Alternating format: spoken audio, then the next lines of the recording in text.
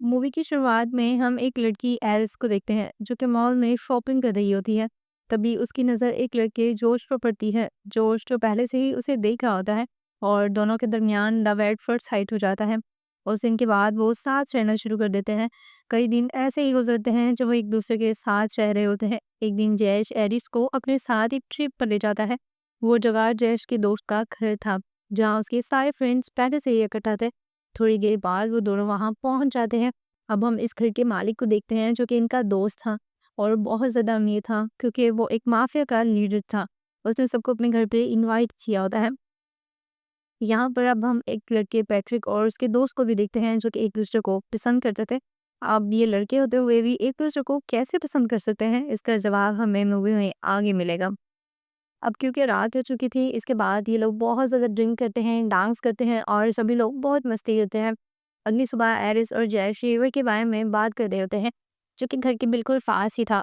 Eris कहती है, चलो वहाँ चलते हैं, बहुत मज़ा आएगा। जोश कहता है, तुम जाओ, मैं नहा कर आता हूँ। एरिस वहाँ चली जाती है। अब जब एरिस रिवर के किनारे खड़ी होती है तो वो अपनी पॉकेट में हाथ डालती है। तभी उसे वहाँ से एक चाकू मिलता है। वो हैरान हो जाती है कि चाकू उसकी पॉकेट में कैसे आया। इतने में घर का मालिक आ जाता है। एरिस फौरन चाकू वापस रख देती है। मालिक कहता है कि बैठ कर बात करते हैं। एरिस जाना चाहती थी लेकिन इसकी रिक्वेस्ट पर रुक जाती है। फिर वो अजीब सी बातें करने लगता है। उसे कहता है कि मेरी बैक पर लोशन लगा दो। एरिस को ये सुनकर बहुत बुरा लगता है, लेकिन वो अपना गुस्सा इग्नोर करके उसे लोशन लगा देती है। उसके बाद वो उसका हाथ पकड़ लेता है, अजीब तरह से उसे टच करना शुरू कर देता है और अपने करीब खींचता है। एरिस गुस्से में कहती है, ये क्या कर रही हो, छोड़ो मुझे, ये गलत है। मालिक कहता है कि कोई इशू नहीं, मेरे पास बैठो, जैसे जैसे मैं कह रहा हूँ वैसे ही करती जाओ। एलिस गुस्से में बोतल उठाकर उसके सर पर मारती है। इससे मालिक को भी बहुत गुस्सा आ जाता है और वो रख के थप्पड़ मारता है। इससे एरिस गिर जाती है। दोनों में बहुत बुरी तरह से लड़ाई शुरू हो चुकी थी। मालिक उसका गला जोर से पकड़ता है। वो मरने ही वाली होती है, लेकिन सेल्फ डिफेंस के तौर पर वो नाइफ उठाती है और मालिक की गर्दन पर मार देती है, जिससे उसकी वही मौत हो जाती है। कुछ देर के बाद एलिस खून से लथपथ, हाथ में छुरा पकड़े दोस्तों के पास आती है। कहती है कि मैंने उसे मार दिया, मैं उसे मारना नहीं चाहती थी, लेकिन उसे मेरी जान लेने की कोशिश की। जोश आगे बढ़ के कहता है कि शट डाउन, और जैसे ही वो कहता है एरिस फ्रीज हो जाती है। ये देखकर हमें समझ आता है कि एरिस कोई इंसान नहीं, बल्कि एक ह्यूमनॉइड रोबोट है जो इंसानों जैसे दिखने और बिहेव करने के लिए बनाया गया है। पैट्रिक का दोस्त जोश उससे कहता है, ये तो एक मशीन है, ये कैसे किसी को मार सकती है, ये डेंजरस भी नहीं है। जोश कहता है कि तुम जाओ, मैं इससे बात करके इसे समझाता हूँ। उसके बाद जोश एरिस को ऑन करता है। एरिस अभी भी बहुत ज़्यादा घबराई हुई थी। वो कहती है कि प्लीज़ मुझे माफ़ कर दो, मैंने जानबूझकर ये सब कुछ नहीं किया। जोश कहता है तुम्हें उसे मारना नहीं चाहिए था, वो तुमसे कुछ नहीं कह रहा था। और पता है क्यों? क्योंकि तुम एक इंसान नहीं बल्कि एक रोबोट हो। एरिस ये सुनकर बहुत शॉक हो जाती है। वो कहती है, ये कैसे हो सकता है? अगर मैं रोबोट हूँ तो कैसे फील कर सकती हूँ? तुम्हारे लिए मेरे दिल में फीलिंग्स हैं, इमोशंस हैं और मैं तुमसे प्यार करती हूँ। हमने इतना वक्त साथ गुजारा है। जोश कहता है ये सब तुम्हारी प्रोग्रामिंग का हिस्सा है, स्टोर्ड मेमोरीज हैं जो तुम्हारे सिस्टम में इंस्टॉल की गई हैं। सीन शिफ्ट होता है जब रोबोटिक कंपनी एरिस को जोश के घर पर पहली बार लाती है। कंपनी कहती है ये कोई ऑर्डिनरी रोबोट नहीं, अगर प्यार, फ्रेंडशिप और रिलेशनशिप का बॉन्ड बन जाता है तो ये हमेशा तुम्हारे साथ रहेगी। जब एरिस का सिस्टम 100% एक्टिवेट होता है तो वो फेस स्कैन करती है और इन दोनों के दरमियान एक लविंग बॉन्ड बन जाता है। मॉल वाला सीन जो हमें मूवी के स्टार्ट में दिखाया गया था वो भी बिल्कुल असली नहीं था, बल्कि वो तो सिर्फ एक इंसर्टेड मेमोरी थी। असल में तो इनकी कभी मुलाकात ही नहीं हुई थी और एरिस पहली बार एक हफ्ता पहले ही इसके घर पे आई थी। लेकिन एरिस को लगता था कि वो दोनों सालों से साथ है। जोश बताता है कि तुम्हारी आंखों से जो पानी निकलता है वो आंसू नहीं है बल्कि पानी है, क्योंकि तुम्हारे अंदर एक टैंक है जिस सैडनेस पर पानी रिलीज करता है। एलिस कहती है जो भी हो, मैं तुमसे प्यार करती है। तभी जोश का दोस्त आता है और कहता है तुमने इसे अभी तक शट डाउन क्यों नहीं किया। एलिस सुनकर समझ आती है कि ये लोग इसे परमानेंटली शट डाउन करना चाहते हैं।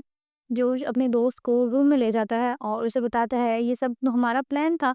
मालिक को मान लेने के बाद हम उसका पैसे लेने चाहते थे। जोश कहता है कि कंपनी में आने से पहले मैं इसको रिस्टार्ट कर दूंगा, वो सब भूल जाएगी और हम इस पे ब्लेम डाल देंगे। लेकिन एरिस को चाकू मिल जाता है। वो अपनी चेयर से हिल कर चाकू उठाने की कोशिश करती है तो एरिस उसके गले पर एक चाकू मार देती है, जिससे जोश गिर जाता है। एरिस उसका फोन लेकर जंगल में भाग जाती है। जोश के दोस्तों ने इसे देख लिया लेकिन वो कुछ भी नहीं कर पाते। पैट्रिक का दोस्त भी समझाता है कि जोश ने ही एरिस की पॉकेट में वो चाकू रखा था। जोश कहता है ये सब हमारा ही प्लान था। अब हमें कंपनी की टीम के आने से पहले ही इसे पकड़कर इसे रीसेट करना होगा, वरना उन्हें सब कुछ पता चल जाएगा। जोश एक पेन ड्राइव दिखाता है और कहता है कि इसमें एरिस का सिस्टम चेंज करने की पावर है, जिससे मैं उसका पूरा सिस्टम तो कम्प्लीटली ट्रांसफ़र कर सकता हूँ, लेकिन पहले उसे पकड़ना होगा। फिर जोश पैसे दिखाता है और कहता है जिसके लिए हमने उसके घर के मालिक को मारा था, ये वही पैसे हैं। जोश कहता है ये पैसे 3 हिस्सों में बँटेंगे, एक मेरा, एक मेरे दोस्त का और एक तुम्हारा। पैट्रिक का दोस्त उससे कहता है कि 3 नहीं बल्कि 4। तुम पैट्रिक को कैसे भूल सकते हो? उसका भी तो हिस्सा होगा। जोश कहता है कि नहीं, 3 ही हिस्से होंगे। ये सुनकर उसका दोस्त गुस्से में आ जाता है और पैट्रिक फ़ोन शट डाउन कर देता है। अब हमें यहाँ समझ आता है कि पैट्रिक भी एक रिबॉट है। जोश का दोस्त कहता है टोटल $12 मिलियन है, तुम्हें 4 मिलियन मिलेंगे, बस तुम्हें एरिस को ढूंढना होगा और इसमें हमारी मदद करनी होगी। जोश एग्री करता है लेकिन कह रहा है कि गन मैं ही रखूंगा क्योंकि एरिस अब डेंजरस हो चुकी है। फिर वो पैट्रिक को ऑन कर देता है। दूसरी तरफ अब हम जंगल में एलिस को देखते हैं, जो कि बहुत आगे तक जा चुकी थी। उसके पास जो उसका फ़ोन होता है और पासवर्ड भी होता है, वो डिवाइस कंट्रोल में जाकर अपना ब्रेन 40% से 100% कर देती है, ताकि उसका ब्रेन 100% काम करे और वो कोई अच्छा फ़ैसला ले सके। अब उसका ब्रेन सुपर फास्ट काम करने लगता है और उसके अंदर बहुत सारी चेंजेस आने लगती हैं।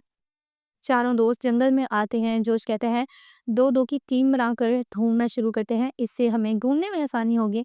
सब लोग अलग हो जाते हैं। हैरिस पैट्रिक और उसके दोस्त को देखकर ट्री के पीछे छुप जाती है और उनकी बातें सुनने लगती हैं। पैट्रिक का दोस्त कहता है जोश और उसका दोस्त बहुत गलत कर रहे हैं। मालिक को मारने का प्लान पहले से ही इन्होंने बनाया हुआ था, लेकिन मुझे इस बारे में कुछ नहीं बताया। उसने एरिस को भी बस इसीलिए ढूंढा था ताकि वो उसके साथ मिलकर मालिक को मरवा सके। पैट्रिक कहता है मैं मेरी बोट हूँ ना, क्या तुम मेरे साथ भी ऐसे ही करोगे? ये सुनकर उसका दोस्त हैरान हो जाता है। वो कहता है ये तुम्हें कैसे पता? पैट्रिक कहता है इतने दिनों से मैं तुम्हारे साथ रह रहा हूँ, मुझे पता चल गया। अब हम फ्लैशबैक देखते हैं कि कैसे पैट्रिक और उसके दोस्त की फ्रेंडशिप हुई थी। दोस्त कहता है कि फिक्र मत करो, मैं तुम्हारे साथ कुछ भी बुरा नहीं करूँगा, मैं तुमसे सच में प्यार करता हूँ। तभी एरिस का फोन बजने लगता है। ये सुनकर दोनों समझ आते हैं कि वो वहीं छुपी हुई है। दोस्त गन निकालता है और एरिस भागना शुरू कर देती है और तभी वो गोली चलाता है जो कि मिस हो जाती है। दोस्त सामने से भागकर उसे पकड़ने की कोशिश करता है। इसी दौरान वो दोनों गिर जाते हैं और इसी हाथापाई में गोली चल जाती है जो कि पैट्रिक के दोस्त को लगती है और वो वहीं मर जाता है। ये देखकर पैट्रिक शॉक में होता है। जोश और उसके दोस्त भी गोली की आवाज़ सुनकर वहां पहुंच जाते हैं। एरिस घर की तरफ भागती है। जोश की हाई-टेक कार में बैठकर लॉक कर लेती है। जोश डोर तोड़ने की कोशिश करता है लेकिन कार सिर्फ वॉइस कमांड पर स्टार्ट होती थी। एरिस अपनी वॉइस जोश की वॉइस में चेंज करती है। कार स्टार्ट होती है और वो वहाँ से निकल जाती है। जोश बहुत ज़्यादा स्मार्ट होता है। वो मालिक के फ़ोन को लेकर पुलिस को कॉल करता है और रिपोर्ट कर देता है कि मेरी कार चोरी हो गई है। कार रोड पर साइड पर रोक ली जाती है क्योंकि रिपोर्ट फाइल हो चुकी थी। जोश फ़ोन पर एरिस से कहता है कि वापिस आ जाओ, मैं सब कुछ ठीक कर दूंगा। तुम एक इंसान नहीं बल्कि एक रिपोर्ट हो, तुम्हें कोई पनिशमेंट नहीं मिलेगी। मैं तुम्हारी मेमोरी चेंज करके तुम्हें पहले जैसा कर दूंगा और हमारे दौरान सब कुछ ठीक हो जाएगा। आरिस कहती है कि बिल्कुल नहीं, तुमने मुझे यूज़ किया मालिक को मरवाने के लिए। मैं पैट्रिक और उसके दोस्त की सारी बातें सुन चुकी हूँ। मैं तुम पर अब दोबारा यकीन नहीं कर सकती। मुझे जाना है। जोश पैट्रिक की सेटिंग में जाकर उसका एंगर 100% कर देता है। जोश अब पैट्रिक को यूज़ करने लगता है क्योंकि वही था जो इसकी मदद कर सकता था, क्योंकि पैट्रिक भी तो एक रोबोट था। मेमोरीज इरेज करने के बाद अब उसे एरिस को मारने के लिए भेज देता है। दूसरी तरफ हम एरिस को देखते हैं जो कि अब पुलिस से मिल चुकी थी और उन्हें सब कुछ सच बता देती है। तो उसने मालिक को मारा क्योंकि उसकी जान लेना चाहता था। तभी पैट्रिक वहां आ जाता है और ऑफिसर को मार देता है। एरिस को शट डाउन कर कर वापस ले आता है। जोश का दोस्त पैसे पैक करने लगता है ताकि वहां से फौरन निकल सके, क्योंकि वो जान गया था कि अब सिचुएशंस और ज़्यादा ख़राब होंगी। लेकिन जोश पैट्रिक से उसे मारने के लिए कहता है। पैट्रिक पीछे से एक छुरा घोंप देता है जिससे उसकी मौत हो जाती है। जोश एरिस को ऑन करता है, उसके हाथ बांध कर रखता है और कहता है कि मैं तुम्हारा डाटा डिलीट करके तुम्हें रिस्टार्ट करने वाला था, लेकिन अब तुम्हें मारना ज़रूरी हो गया है क्योंकि एरिस की ब्रेन पावर 100 थी। तो वो उसकी सोच को पढ़ने लगती है। जोश उसकी ब्रेन की पावर को ज़ीरो कर देता है ताकि वो उसकी कंट्रोल में आ जाए। वो उसके हाथ कैंडल पर रख देता है जो कि जलने लगता है। इसके बाद मशीनरी भी नज़र आने लगती है। फिर गन देकर अपने सर पर मारने के लिए कहता है। एरिस खुद को शूट कर लेती है और इसी के साथ ही वो डिस्ट्रॉय हो जाती है। तब कंपनी टीम आती है, जोश फेक स्टोरी बनाता है, पैट्रिक को एज अ पुलिसमैन बनाकर विटनेस दिखाता है। टीम का एक और मेंबर कहता है कि हर रिपोर्ट में एक रिकॉर्डिंग डिवाइस होती है जो कि कमर के पीछे लगी होती है। बुलेट सर पर लगी है तो डिवाइस सेफ होगी। तो सुनकर जोश टेंशन में आ जाता है क्योंकि उसे पता था कि अगर वो डिवाइस इनके हाथ लग गई तो मेरा सारा राज सामने आ जाएगा। टीम एरिस को वैन में डालकर वहां से ले जाने लगती है। तभी जोश पैट्रिक को इस्तेमाल करता है और उसे ड्राइवर को मारने के लिए भेजता है और पैट्रिक ऐसा ही करता है, वो उस ड्राइवर को मार देता है। वो वर्कर एरिस की सेटिंग्स में जाकर उसे ऑन कर देता है ताकि वो इसकी मदद कर सके। पैट्रिक दूसरे वर्कर को ढूंढता है और तभी उसे मारने ही वाला था कि एरिस वहाँ आ जाती है। लेकिन पैट्रिक बहुत ज़्यादा पावरफुल होता है। एरिस उससे कहती है कि जॉर्ज ने तुम्हारी मेमोरीज इरेज कर दी हैं, तुम्हारा असली दोस्त तो मर चुका है, तुम याद करो। पैट्रिक को याद आता है और वो शॉक हो जाता है। उसे सब कुछ याद आने लगता है कि उसका दोस्त तो वाकई में मर चुका है। उसके सामने ही उसने अब खुद को गोली मारी थी। ये सोच कर वो और शॉक होता है और वो किसी गम में खुद को गोली मार लेता है और तभी वो भी डिस्ट्रॉय हो जाता है। एरिस दूसरे वर्कर से कहती है कि मुझे तुम्हारी हेल्प चाहिए।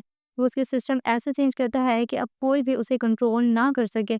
एरिस जो उसके पास आती है जब फ़ोन से शट डाउन करने की कोशिश करता है लेकिन फेल हो जाता है क्योंकि अब एरिस का कंट्रोल उसके हाथ में नहीं था। एरिस गन पॉइंट करती है, जोश कहता है तुम मुझे नहीं मारोगी क्योंकि तुम मुझसे प्यार करती हो। एरिस को एक पल में कंफ्यूजन होती है। जोश उस पर अटैक कर देता है। जोश उसका डाटा वाला पॉइंट पर शूट करने वाला था लेकिन एरिस भी वेपन रेडी रखती है। वो जोश के सर पर छुरा घोंप देती है और वहीं मर जाता है वो। मूवी के आखिरी सीन में हमें एरिस को बिल्कुल फ्री दिखाया जाता है। पैसे और लग्जरी कार अब उसकी प्रॉपर्टी थी क्योंकि ये सारे दोस्त तो मर चुके थे। अब ये सब कुछ सिर्फ उसका था। अब कोई भी उस पर अपने रूल्स लगाने वाला नहीं था। वो खुद डिसाइड करेगी कि उसने कैसे जीना है। उसे लगता है कि उसकी एक नई जिंदगी शुरू हुई है और कोई यही कहानी का एंड होता है।